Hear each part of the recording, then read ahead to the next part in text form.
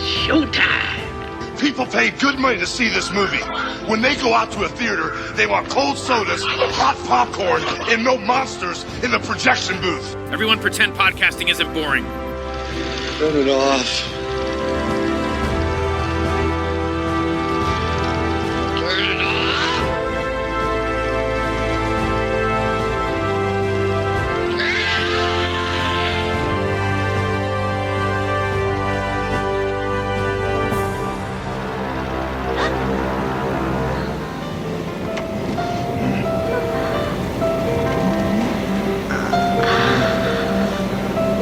Qu'est-ce que ça fait? C'est un peu la fête, quoi. Ça sent.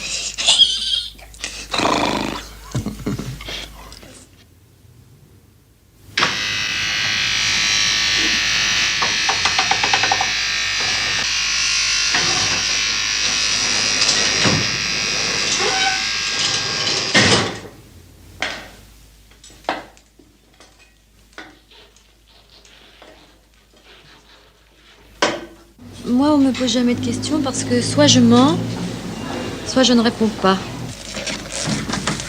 Ouais, peut marcher. Enfin, tu me dis rien, dis-moi des choses, merde. Moi, je voudrais savoir, je voudrais comprendre ce qui m'arrive.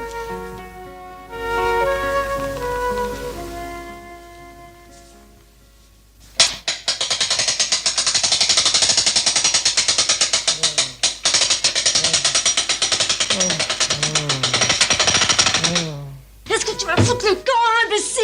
Idiot! Tu t'arrêtes, hein?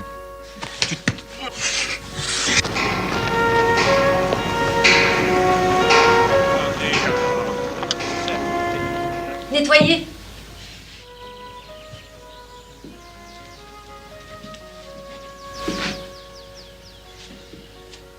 Non, ça fait rien, c'est pas grave. Bon, on referme tous les rideaux, puis on se rend là. Yes.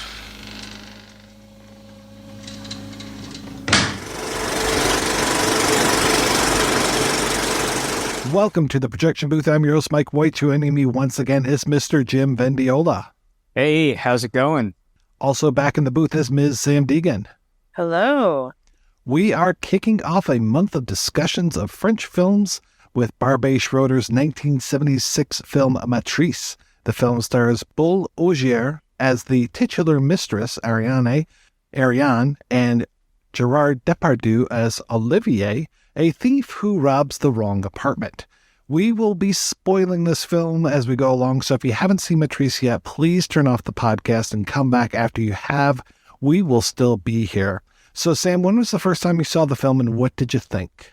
I saw this years ago. I honestly can't remember the first time, but I think it was not too long after I saw The Night Porter, because I'm pretty sure I got to Maitresse from Night Porter. Like, they were on a list that I managed to find somewhere on the internet.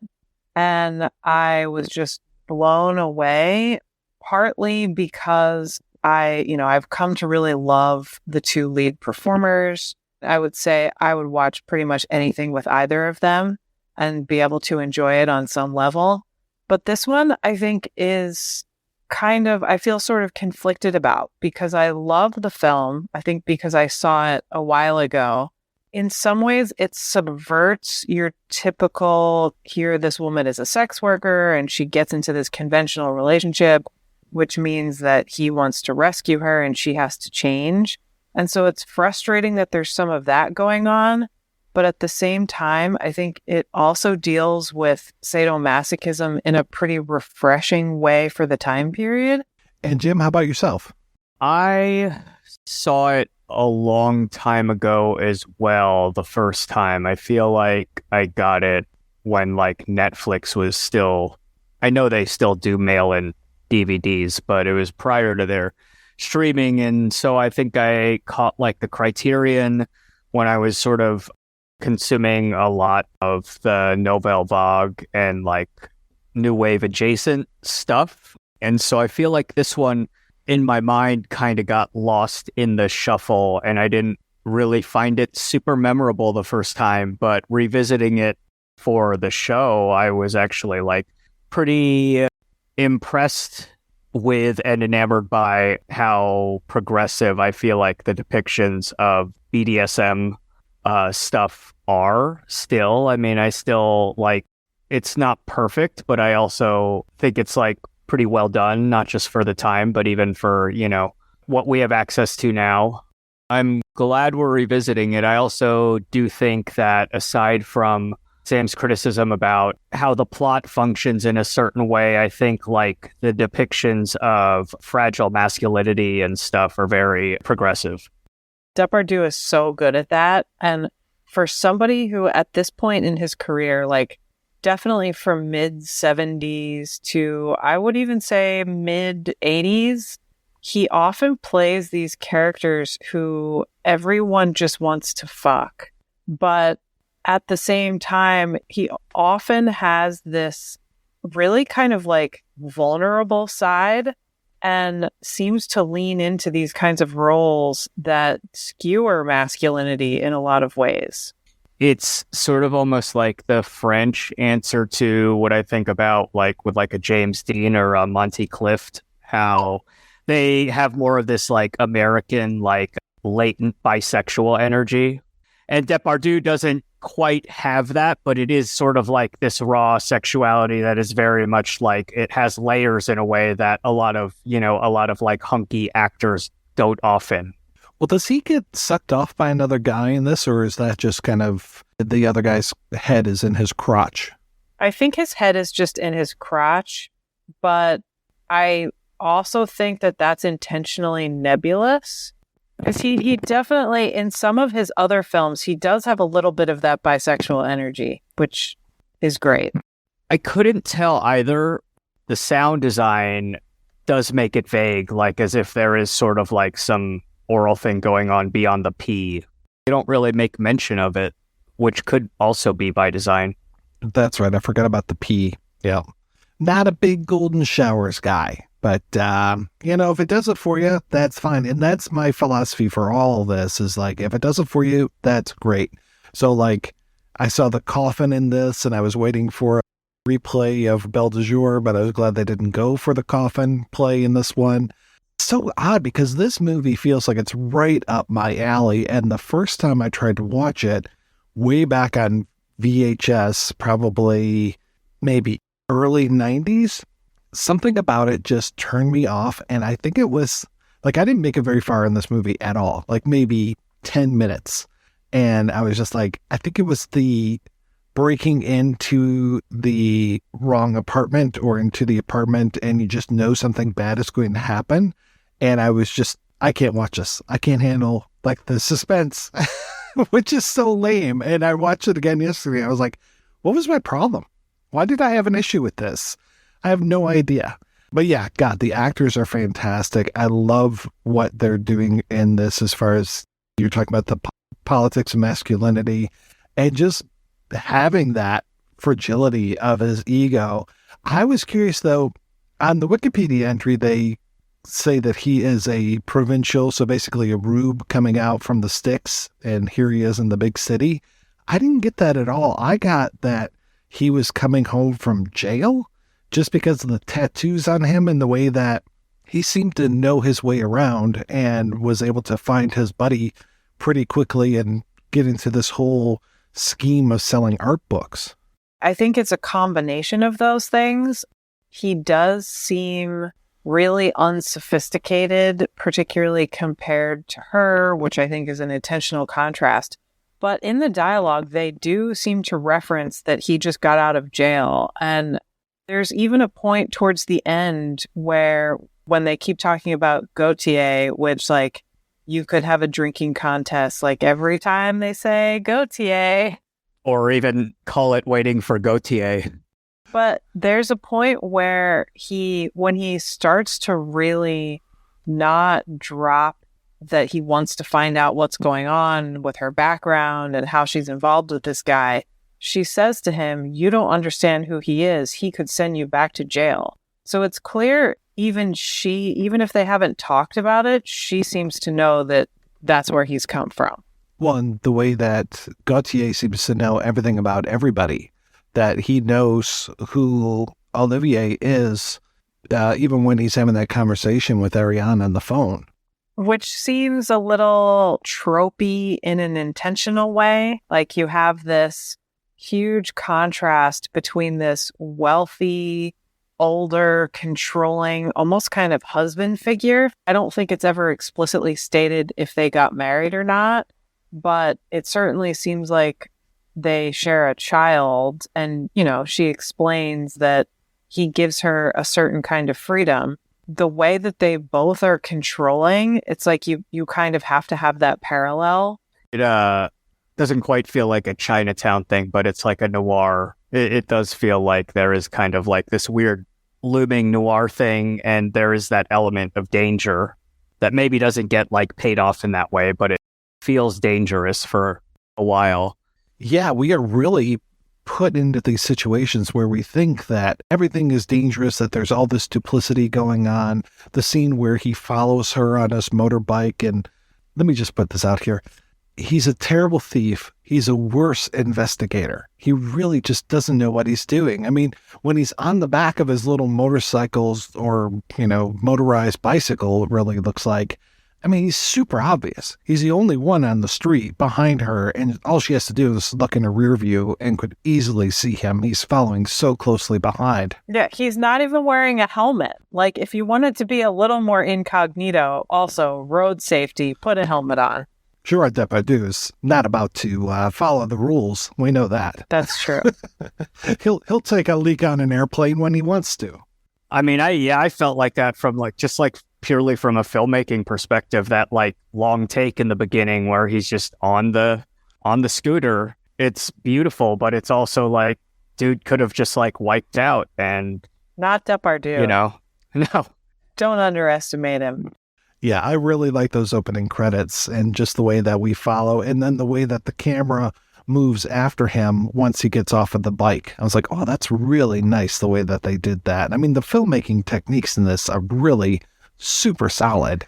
Yeah, I didn't realize that, you know, it was also shot by Nestor Almendros, who shot Days of Heaven. Did he work with Truffaut at all? Or is that just, I think maybe that's how Schroeder knew of him. I think so, yeah. But the cinematography in this is so beautiful. Well, and then the set design, especially when you get that contrast, because for the audience at home, we have Depardieu and his buddy, and they're selling these art books door to door, and they go to one apartment. It's interesting because they talk about this apartment building. They say all these windows are blacked out. So they go up and they go to one apartment, and it's Ariane in there, and she's having problems with her plumbing. That's not a metaphor. And then we find out, she says something about like the old lady below is out of town. So they get a little light bulb over their head, like, great, we can go break in. So you get this great thing where you find out, no, this actually isn't an old lady's apartment. There's all this fetish gear in there, and there's a slave in a cage inside of there. Throughout the rest of the movie, you get this great contrast between her apartment above and the dungeon below, and especially this set of stairs or ladder that comes down and the way that it presents itself. I love that. And that room where the ladder comes down, where you have all those like neon tubes, that's some great looking stuff. Yeah, there's this incredible sequence, not quite halfway through, but once we know that her profession is that she's a dominatrix and she's the one who runs the dungeon below, there's this incredible scene where the way they disguise the stairs, this like electronic staircase, is with this really gorgeous looking coffee table that sort of slides back to reveal the stairs. And when the first time you see her fully descend, she walks down the stairs but holds on to the table, and so that the last thing you see are her black latex gloves kind of sliding along the top of the table, and her hand, and like before it cuts away, you still see her hands just hanging on, and it's incredible. Well, and it helps too that she is drop dead gorgeous, and the way that she can go from that icy blonde to then wearing that Louise Brooks type wig and with all the makeup on. So she just plays both of those roles. And I was glad that she can be dominatrix both in blonde and brunette mode, that it's not one of these things where it's like she's a blonde upstairs and she's a brunette in the dungeon, that she can do both of those.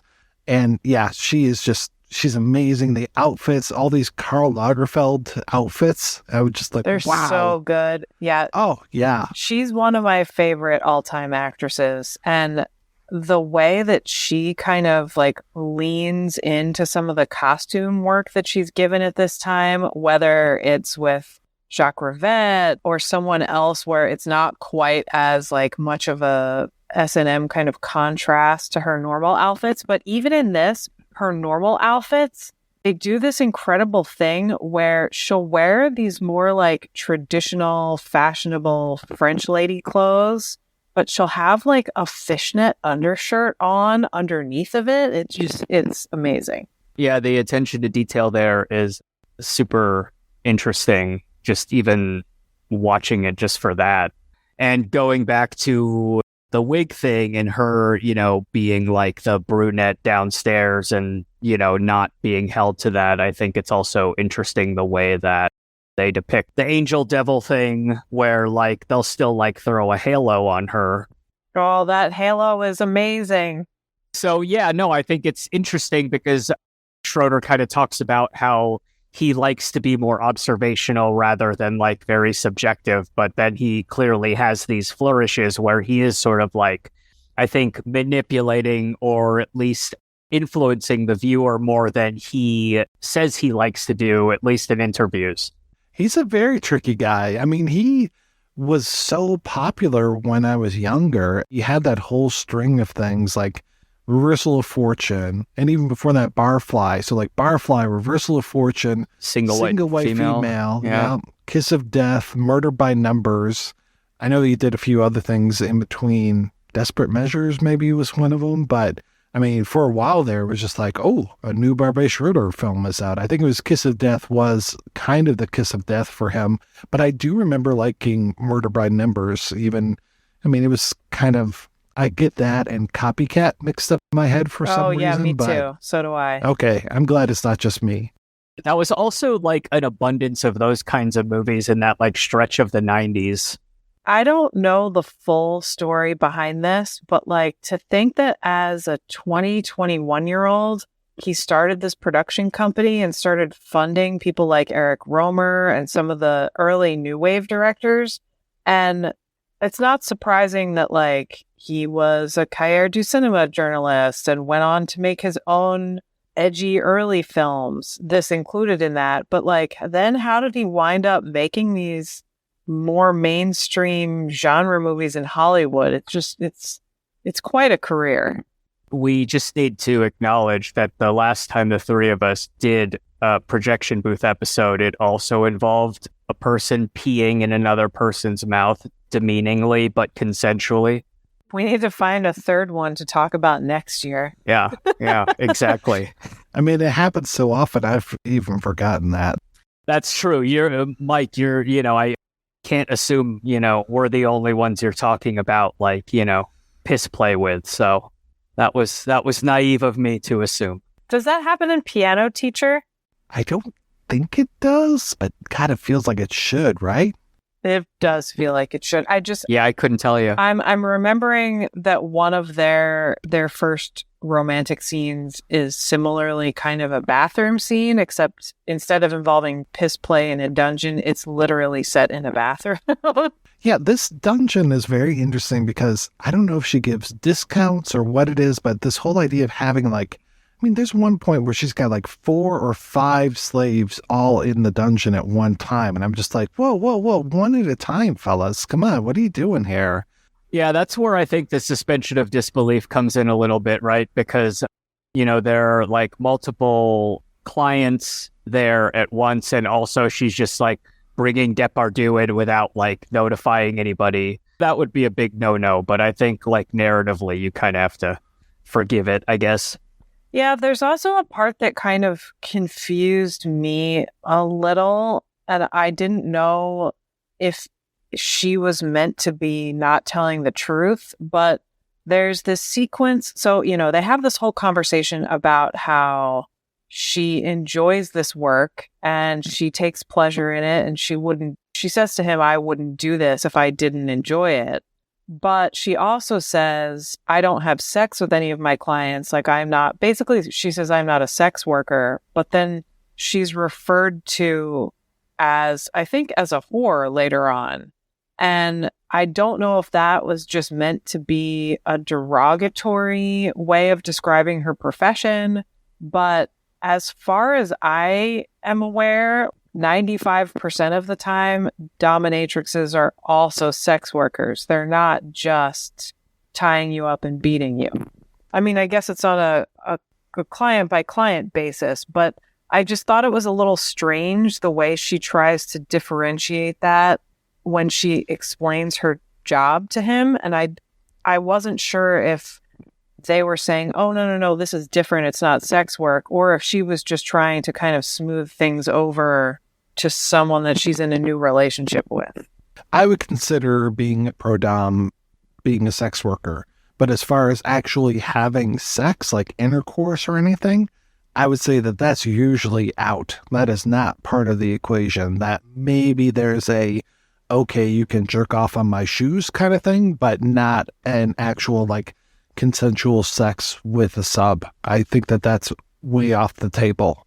I'm including things like hand jobs in sex. So not necessarily like intercourse, but when I was younger, I interviewed at basically the same sort of place that this woman ran, where she owned, it was almost like the same sort of situation as this, where she owned part of this building and part of it was her apartment and the other part was her dungeon. And definitely, to your point, she had separate rooms for separate clients, and it wasn't just like, well, boys, we're all down here together. But it was definitely stated, this is sex work. And there will be an orgasm of some kind, depending on what the client wants. It's interesting that they make it kind of nebulous in this film, but part of what I love about the way the whole conflict plays out is the way that Olivier and Ariane are kind of nebulous around issues with the truth. Like, they don't fully communicate with each other. And if she just explained everything to him up front, there probably would be no conflict at the end of the film the way that there is here. Yeah, because there were moments while I was watching this where I was saying, just tell us. Just tell us who Gautier is. Just tell us, what is your relationship with this person? I have a right to know as a viewer. Well, it's also formulaic of a toxic / explosive / turbulent relationship, right? Is so much of that could be resolved or prevented by actual adult communication.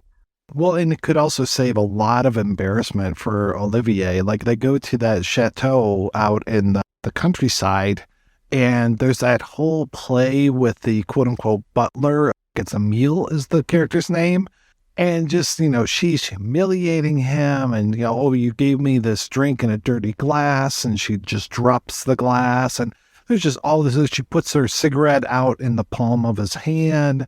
And then, it's basically okay, session's over.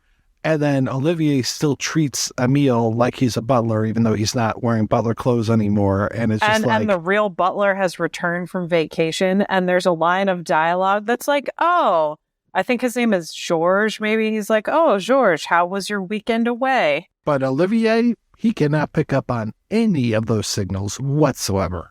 Which also speaks to some of the obvious class issues in the film. And it's not this, and it's one of the things I really like about it, even though it is a little bit more of a straightforward romantic drama about this kind of conventional heterosexual relationship. I do like that the film doesn't present her as somebody who does everything right and he's the one who does everything wrong. They both have their issues, but they still sort of try to meet each other in the middle. Well, and money definitely plays a big part of this movie too. Actual physical cash is all over this place. When she first meets him, she's like, hey, I'll give you 200 francs if you come into this other room. And I can't even remember what she asks him to do to the sub. That's when he has to piss on the guy. That's right. That's right. So there's that. And then there's more the way he has to pay off his friend to say, leave us alone. They go out to dinner. He has no money to pay for dinner, but she has a big wad of cash that she's able to pull out of her handbag. And then this whole thing where she's got all of this cash in a safe. And I just kept thinking, oh man, Olivier's going to try to rob her. And I was so surprised. I mean, there's a moment where he's trying to look at the safe and her dog is right there. And it's just like, hey, leave me alone. You know, I don't need you in my face right now. But he doesn't break into the safe. He keeps that sacred. But she ends up giving him a whole pile of money and sends him down to the bank to open up his own bank account. And I think like keep her name off of it kind of thing. So I'm like, oh, okay, well, here's the safety net. Like when everything goes tits up at the end of this movie, like I know it's going to, then he's got all this money that he can, you know, go back to and they can start their own life. No, that's not the way that it is either. He does the dumber thing than robbing her is, you know, robbing Gautier, right? He also does such a nice but dumb guy thing where he goes back to the bank and withdraws all the money she gave him and puts it in this envelope that just says, I love you, and gives it back to her. I just love the way that those expectations that you have about what his character is going to do are really subverted, especially around the money. But also the first time I saw this, I was convinced that what was going to happen was his friend would return and sort of force some kind of blackmail situation, and then somebody would wind up getting killed. But it's like the friend just disappears. I was really afraid for that friend to come back because that friend seems like a real piece of shit when he's just like, oh no, this is a money-making opportunity. And I was like thinking the exact same thing as you, like, oh boy, he's going to try to blackmail, or one of the clients is going to get killed, or something bad is going to happen, because we're not doing a lot of safe, sane, and consensual play here with just the way that people are wandering around and being kept in cages. It was funny, I brought up this movie to somebody, I can't even remember who it was, and they're just like, oh, you mean the scrotum nailing scene? Yeah. And I was like, okay. And, you know, I mean, it's basically needle play, but just a little bit more extreme. So I was just like, all right. My biggest fear when I was watching this movie last night was I was actually donating platelets at the Red Cross, and I was so afraid that one of the nurses was going to come over right during that scene. Amazing. Thank goodness it was. Thank goodness they stayed away. I love that you are watching that in a public place. That's like me rewatching Titan on an airplane. Yeah, that's a bold choice. I'm glad that you didn't get into any sort of trouble. Well, there's very little, I mean, other than the scrotum, there's very little nudity in the film. I mean, it's pretty chaste a lot of the times. And then you get into certain scenes where you're just like, okay, yeah, this is a little much. But I was fine with the whole scrotum nailing thing because I was just like, oh, okay. My biggest thing was the piercing of the nipples, where I was just like, okay, that's a pain I can feel right now. Just sitting here, I can imagine how that feels. Eek. Well, I haven't seen the edited version, but I do know that scrotum nailing was fairly recently restored, right? Like within the past 2 decades. Yeah, it was taken out, I think, for British release, where they basically said none of this can stay. And even in the US, it was rated X and still cut. And I was glad I could tell that wasn't Ogier doing the actual nailing. I was just like, okay, this is somebody who has done this before.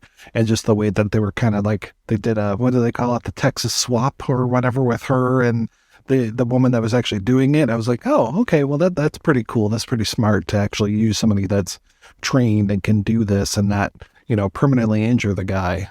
Yeah, it's great that they had an actual dom consulting on the film and doing those scenes. And apparently also some of her clients were real submissives who were, I don't know if they were the clients of the woman who does the stand-in work or just sort of loosely associated with her, but it's kind of a nice touch.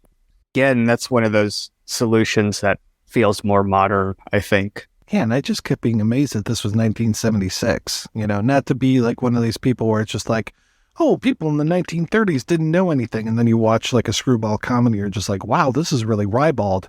But just the look of the film itself didn't look like 76 to me. It just looked a little bit more timeless and a little bit more into like the early 80s or something. But I was just, and plus the print, the Criterion version looks fantastic. So I was just really pleased with how clear the picture quality was.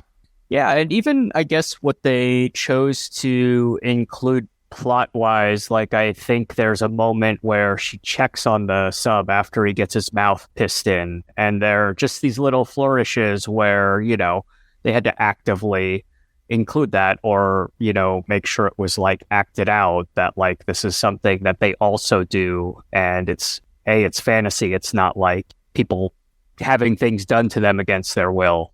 Yeah, it is a far, far distance from something like Belle de Jour. It feels like a different universe, though, the way that film deals with the kind of sadomasochistic fantasy sequences in this much more fairy tale, fantastical way. And here, it's straight realism.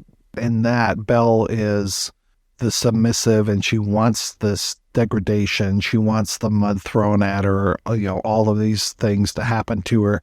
And in this one, Ariane is very in control. And yeah, there's some kink when it comes to what she does with Olivier, but for the most part, it doesn't seem like he's really into it that much. More just like, I'm into you and maybe whatever you're into, but I'm into you. And he just really sincerely feels like he's in love with her. And like he is trying to protect her. He's trying to extricate her from what he feels is a bad situation, which again, yes, could be solved with a conversation. But, he thinks he's got all the right answers, but they're all the wrong solutions. What's included in the film is it's not just this guy who comes along and says, this is immoral because you are my possession. I don't want you involved in this. It seems like everything kind of hinges on this scene where she has an anxiety attack. And when he later on tells Gautier, oh, she tried to throw herself out the window, I didn't really think that was a genuine suicide attempt. I thought she was just trying to get some air. She clearly is having some issues. Yes, if they were a little bit more emotionally balanced, mature adults, maybe they could talk through what the problem is. But it seems like some of the problem is just she might have a job that she likes and clients that she likes working with, but she's still sort of being controlled by Gautier on some level.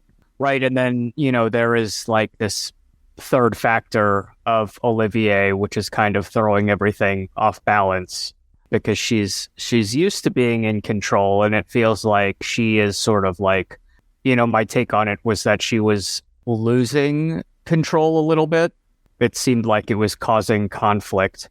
Well, it feels like she would be so guarded against her clients or anybody else getting to know her, so that even as we get like little pieces of information, like, oh, she has a son, and and I'm just like, does she really have a son? Is this something else? Like, I just keep thinking, like, is this really the truth, or is there something else to this? Which I like that I don't know it. I mean, it ends up, yes, she does have a son.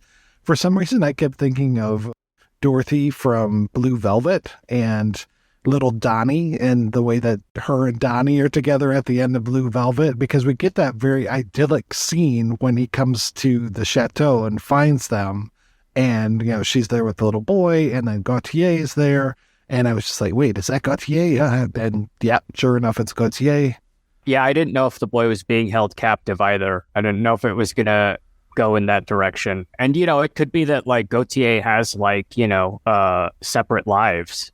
Yeah, I definitely also got a little Lynch from this, and I have to wonder if he was influenced by the film. Even just her dual personas reminded me so much of certain things from Lost Highway, and the way that Patricia Arquette's playing these two characters who have very different kind of styles of makeup and styles of dress.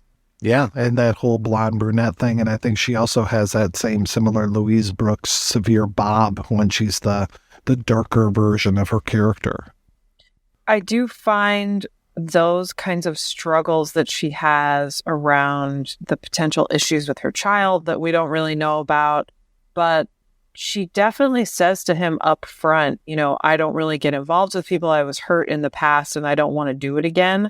So it seems totally believable to me that if you've gone so long being in total control, or at least feeling like you're in total control, and then you go through this sort of shock of emotional vulnerability, it's probably going to cause some issues for you. At least she has Lucien, the housekeeper, who seems to really be keeping everything going for her, which I appreciate. And she's both upstairs and downstairs. I think she's downstairs at one point, not involved with like the scene or anything, but it feels like she's also, taking care of laundry and cleaning up and all this kind of stuff. And I'm also glad that she doesn't end up being a factor as far as, I kept thinking, oh, well, she's going to start plotting against Olivier and try to like get him out of her life. But luckily that doesn't come to pass. I thought she was going to be like Marlene, like from Bitter Tears of Petra von Kant. Like, I thought she was going to have more of a role, but yeah, I'm glad she didn't factor into anything nefarious. She even, at one point, she even kind of seems to be checking on the slaves to make sure that everyone's in okay medical condition. Right. She's the one that brings the breakfast down. She pours a little bit of wine onto the dog food. Yeah, she asks, like, doesn't she say, like, is this okay for our guest downstairs? Yes. Yeah. It's beautiful. Although the way that she's styled reminded me so much of the mother housekeeper figure from Beyond the Darkness, the Joe D'Amato movie. Or Mrs. Danvers from Rebecca. Oh my God, yes. Oh, yeah. Way less sinister, though. Though she probably pets Ariane's underwear very much the same way. I was very happy with the way that not only does her outfits change and her hair and all this, but also that we do have, like, she buys Olivier a suit at one point. He's just like, oh, I've never had a suit. I'll probably never wear this. I'm just going to wear the pants if that's all right.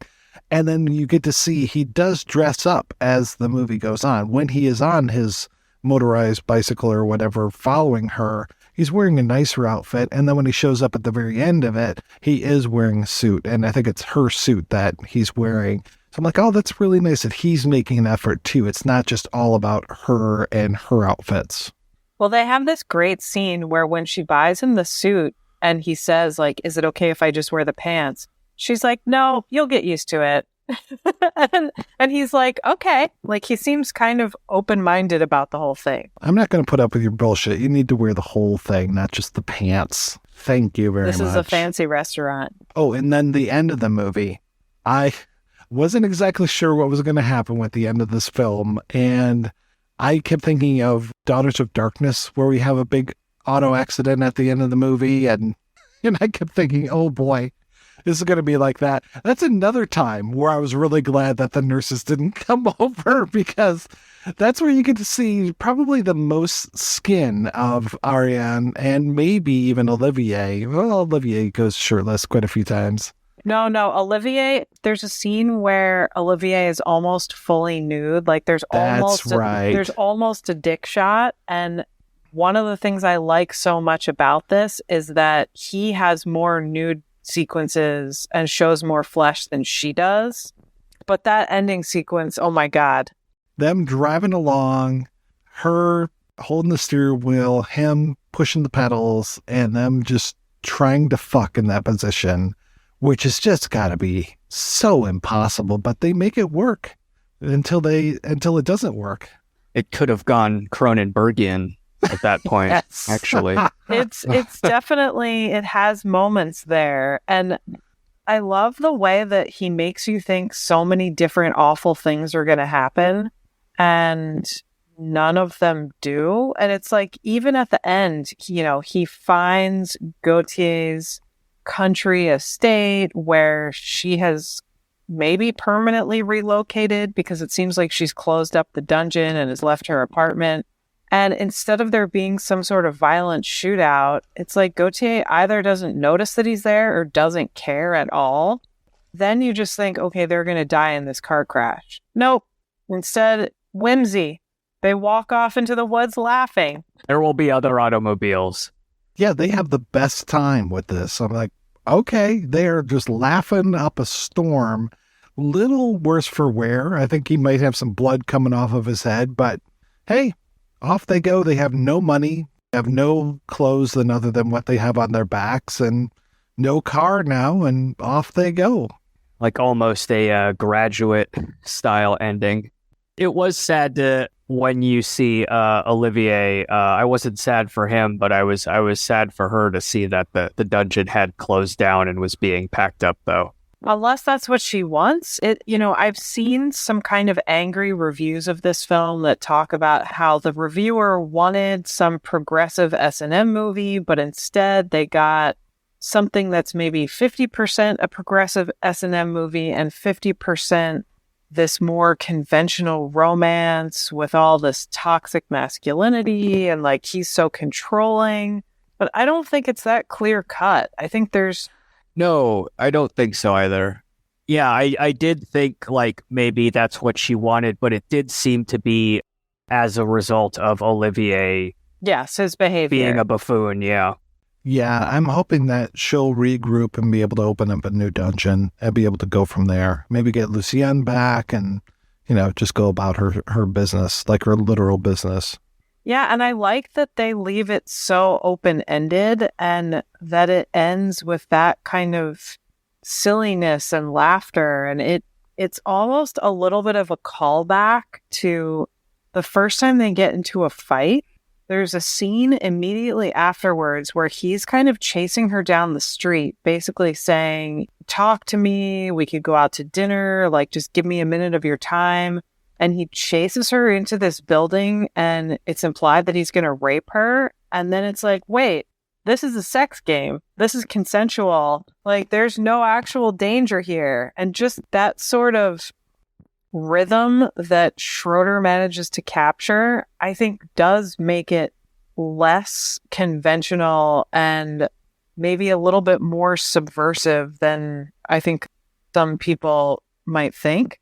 Yeah, that was a really nice moment, especially when they kind of get caught, quote unquote, and he's just like, my wife, she's a freak, hey. She's an exhibitionist, what can I do? I gotta support the habit.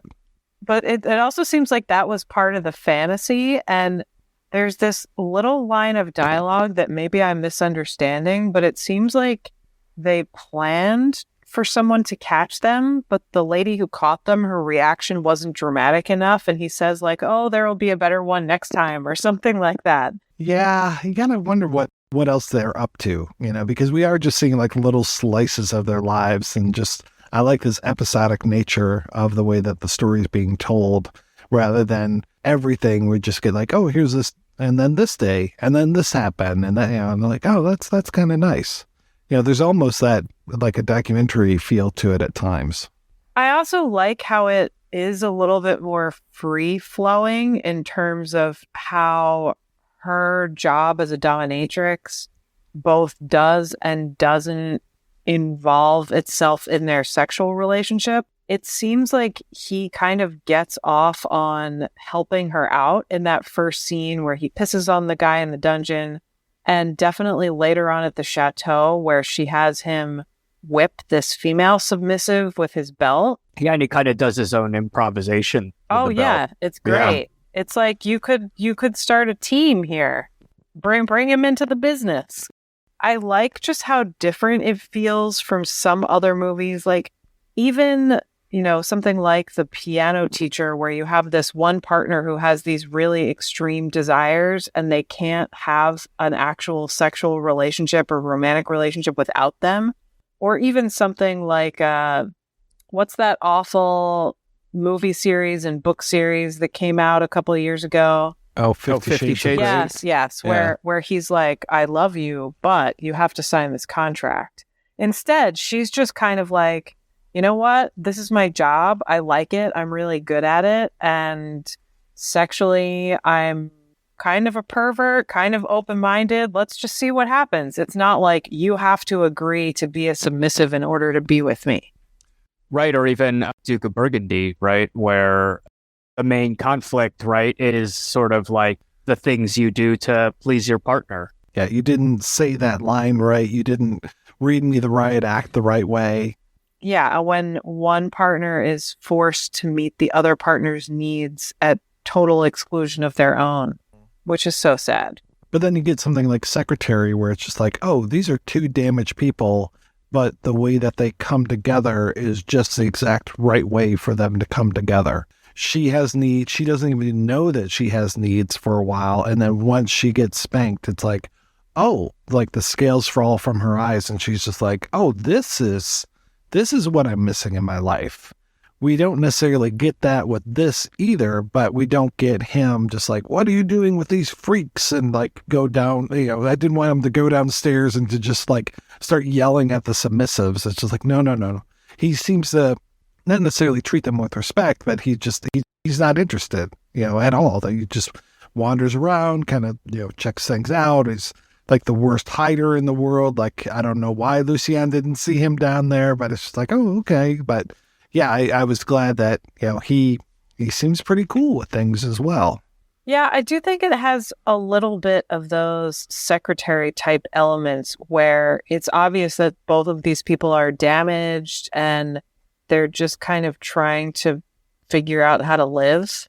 And they seem to, despite the issues in their relationship and their issues with communicating, they do seem to bring out nice qualities in each other. Like there are a lot of shots of them laughing and just having a good time, which is so nice.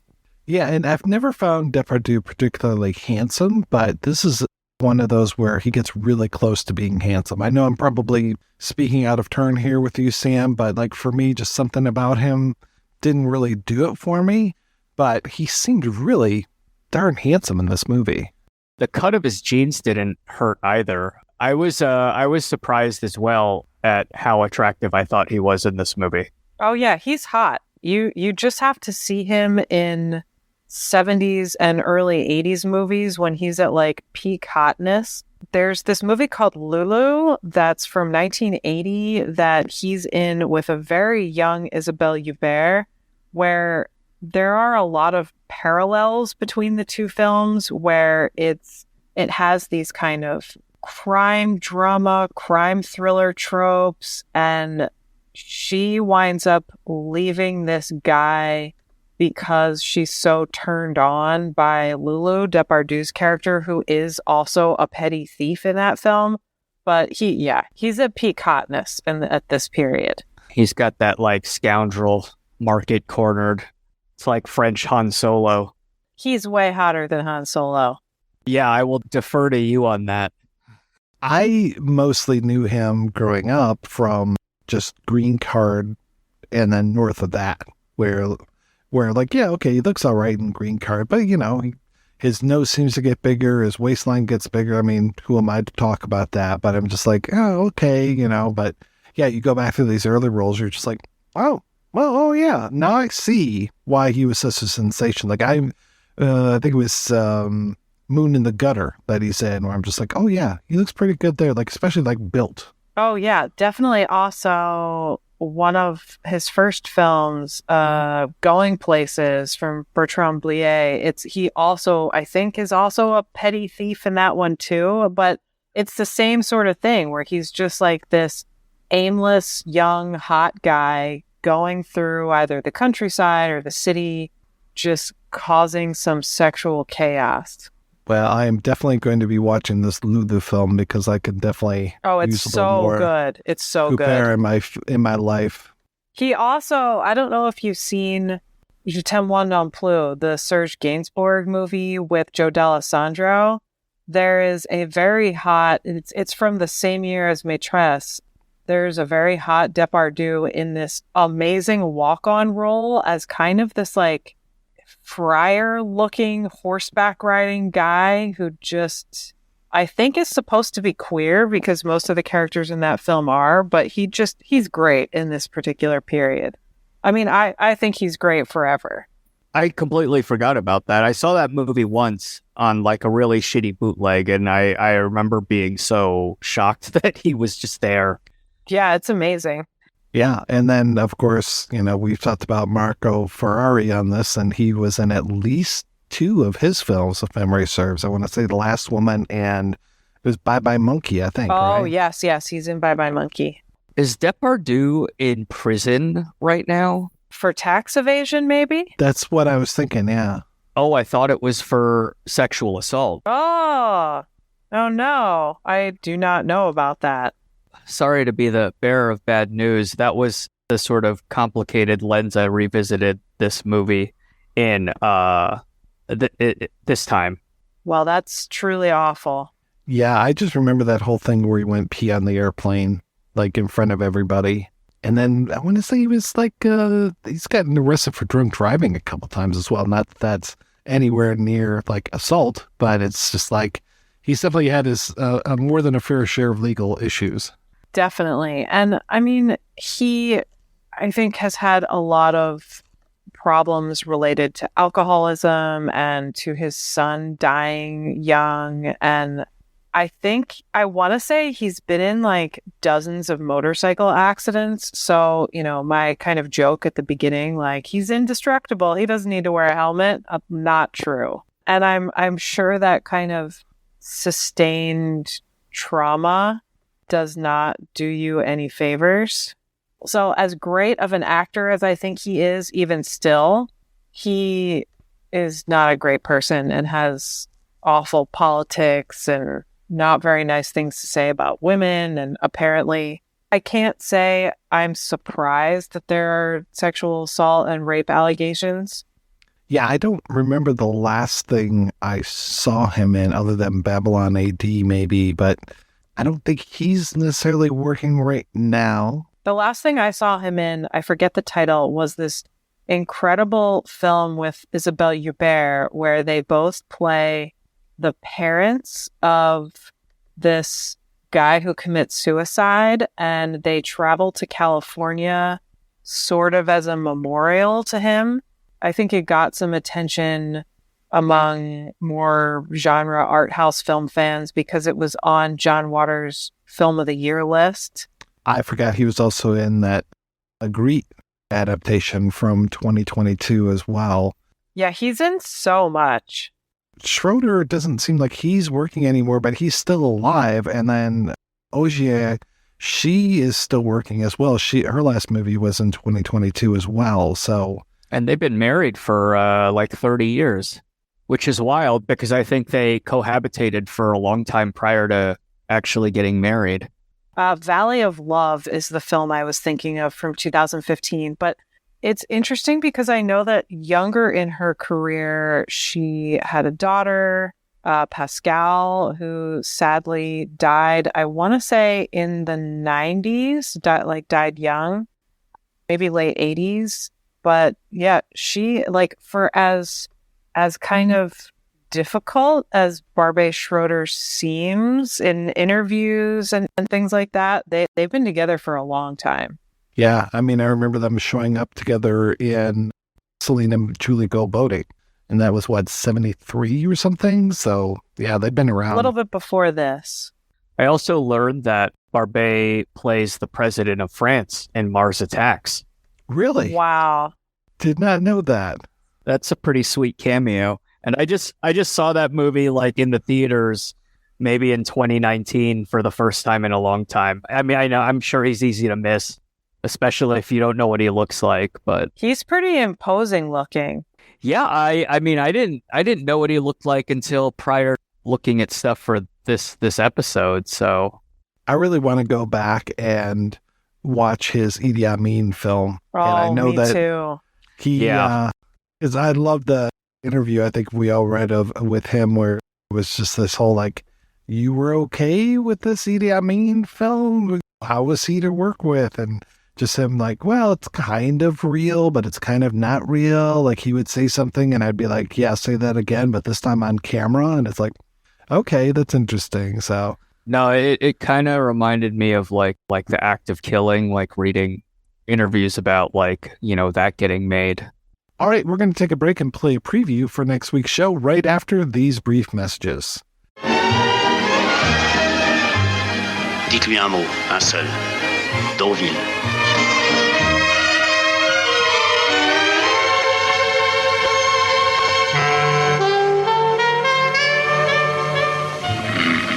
gueule de voyou. Ce Bob, c'est un de vos indicateurs?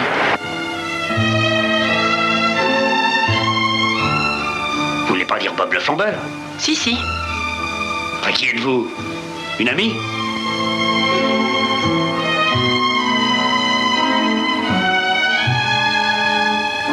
Et toi, t'étais le répété? À Marc. Oui, mais j'y croyais pas. Quand? Cette nuit. Casse-toi, t'as compris? Mais Bob, j'aime bien aider les hommes qui se mouillent pour le bon. Mais des mecs comme toi, jamais. Quand Monsieur Bob doit venir, plus rien n'existe. Je te défends de marcher dans ce coup-là. Enfin, non, je te défends. T'as compris? Le principal, c'est qu'on fasse arrêter ton équipe de truands et qu'ils ne sachent pas d'où vient le coup. Si ton affaire craquait et que tu te fasses arrêter, tu tiendrais pas le coup, mon vieux. T'as passé l'âge. À quoi tu penses? À ton vison ou à ta Cadillac? Aux deux.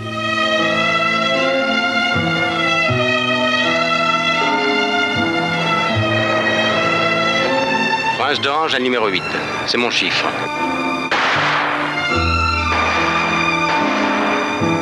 Puissance unité. L'affaire de ma vie.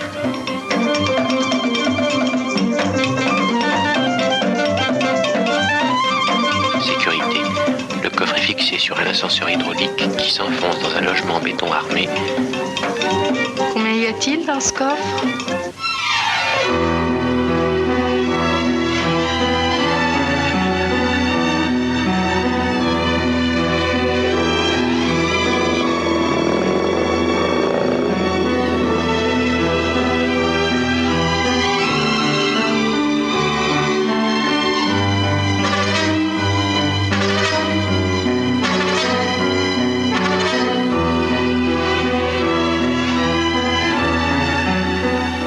Fauché. Un type qui a 100 millions. Les lumières, les grosses bagnoles, la musique des boîtes de nuit, le chant. C'est le soir où la ficelle m'a tiré dessus quand j'allais l'arrêter. Bob était là et il a détourné le coup.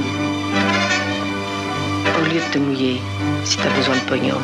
Oh, soyez tranquille, monsieur. Nous avons un système de sécurité unique dans le monde.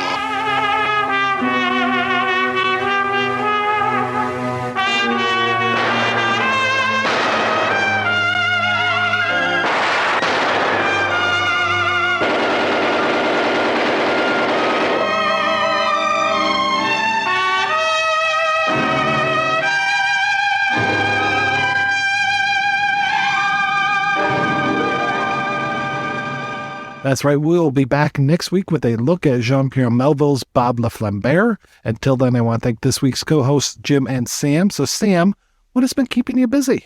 My podcast, Twitch of the Death Nerve, as always. And the other kind of French-related thing that I should talk about is for my Patreon. This year, I'm doing kind of a deep dive series on Jean-Luc Godard's films. So I'm still pretty early in that now, but it has been so wonderful to revisit a lot of his early work. And Jim, how about yourself? I am keeping busy with a few different film projects. I just wrapped on a proof of concept for a TV show that I'm developing for Warner Brothers Discovery right now. So I'm in post on that and hopefully moving into late development on a feature queer body horror film that I have adapted with a couple of other writers based on a novella called Waif by Samantha Koliesnik. And so hopefully more of that to come later this year. And my current short is still on the festival circuit. It's called Pretty Pickle. And so folks can look out for that. It's still making the rounds. That's about it.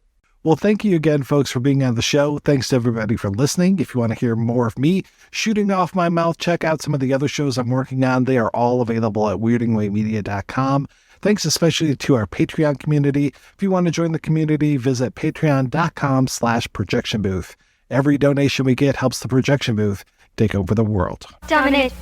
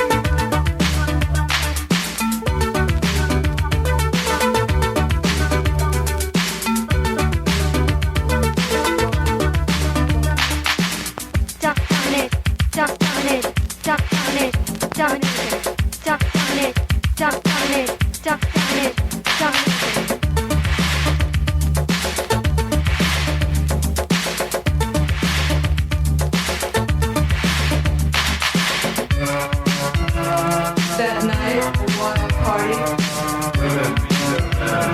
Women beat their men. Animals watch beyond the fire. The dominatrix sleeps tonight.